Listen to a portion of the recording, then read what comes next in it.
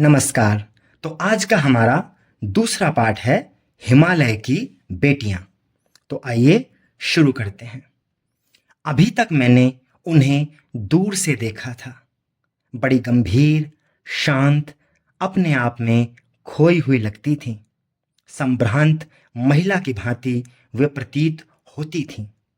उनके प्रति मेरे दिल में आदर और श्रद्धा के भाव थे।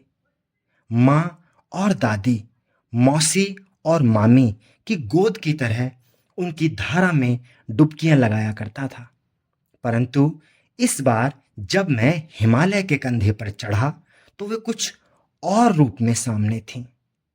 मैं हैरान था कि यही दुबली पतली गंगा, यही यमुना, यही सतलुज समतल मैदानों में उतरकर विशाल कैसे हो जाती हैं।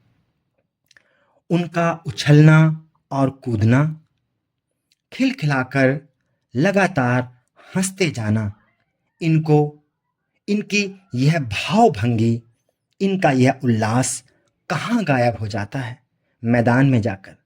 किसी लड़की को जब मैं देखता हूँ, किसी कली पर जब मेरा ध्यान अटक जाता है, तब भी इसका कौतूहल और विस्मय नहीं होता जितना कि इन बेटियों की बाल लीला देखकर। कहाँ ये भागी जा रही हैं? वह कौन लक्ष्य है जिसने इन्हें बेचैन कर रखा है?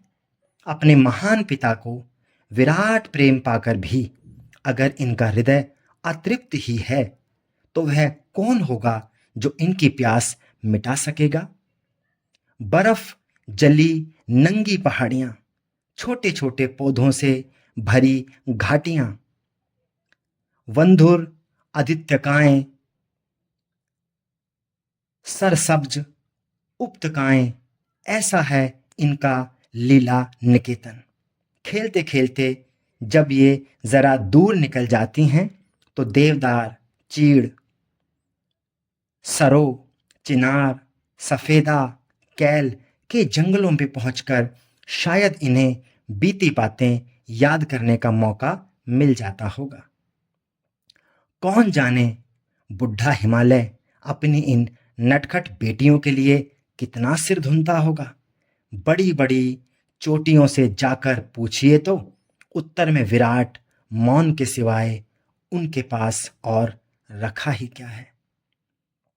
सिंधु और ब्रह्मपुत्र, ये दो ऐसे नाम हैं जिनके सुनते ही रावी, सतलुज, व्यास, चनाब, झेलम, काबुल, कुभा, कपिशा, गंगा, यमुना, सरयू, गंडक, कोसी आदि हिमालय की छोटी बड़ी सभी बेटियां आंखों के सामने नाचने लगती हैं। वास्तव में सिंधु और ब्रह्मपुत्र स्वयं कुछ नहीं है। दयालु हिमालय के पिघलते हुए दिल की एक एक बूंद न जाने कब से इकट्ठा होकर इन दो महानदों के रूप में समुद्र की ओर प्रवाहित होती रही हैं। कितना सौभाग्यशाली है वह समुद्र जिसे पर्वतराज हिमालय की इन दो बेटियों का हाथ पकड़ने का श्रेय मिला। जिन्होंने मैदान में ही इन नदियों को देखा होगा, उनके ख्याल में शायद ही यह बात आ सके कि बूढ़े हिमालय की गोद में बच्चियां बनकर ये कैसे खेला करती हैं। माँ बाप की गोद में नंग धड़ंग होकर खेलने वाली इन बालिकाओं का रूप पहाड़ी आदमियों के लिए आकर्षक भले न हो, लेकिन मुझे तो ऐसा लुभावना प्रतीत हुआ वह रूप कि हिमालय को ससुर और समुद्र को उसका दामाद कहने में कुछ भी झिझक नहीं होती है। कालिदास के विरही यक्ष ने अपने मेघदूत से कहा था, वेत्रवती बेतवा नदी को प्रेम का प्रतिदान देते जाना, तुम्हारी वह प्रेयसी तुम्हें पाकर अवश्य ही प्रसन्न होगी। यह बात इन चंचल नदियों को देखकर मुझे अचानक याद आ गई और सोचा कि शायद उस महाकवि को भी नदियों का सचेतन रूप पसंद था। दरअसल जो भी कोई नदियों को पहाड़ी घाटियों और समतल आंगनों के मैदानों में जुदा जुदा शक्लों में देखेगा, वह इसी नतीजे पर पहुंचेगा। काका कालेकर ने नदियों को लोक माता कहा है, किंतु माता बनने से पहले यदि हम इन्हें बेटियों के रूप में देख लें तो क्या हर्ज है। और थोड़ा आगे चलिए, इन्हीं में अगर हम प्रेसी की भावना करें तो कैसा रहेगा। ममता का एक और भी धागा है जिसे हम इनके साथ जोड़ सकते हैं।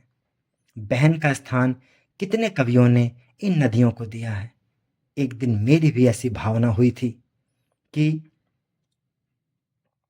तिब्बत की बात है, मन उचट गया था, तबीयत ढीली थी, सतलज के किनारे जाकर बैठ गया। दोपहर का समय था, पैर लटका दिए पानी में। थोड़ी ही देर में उस प्रगतिशील जल ने असर डाला, तन और मन ताजा हो गया। तो लगा मैं गुनगुनाने,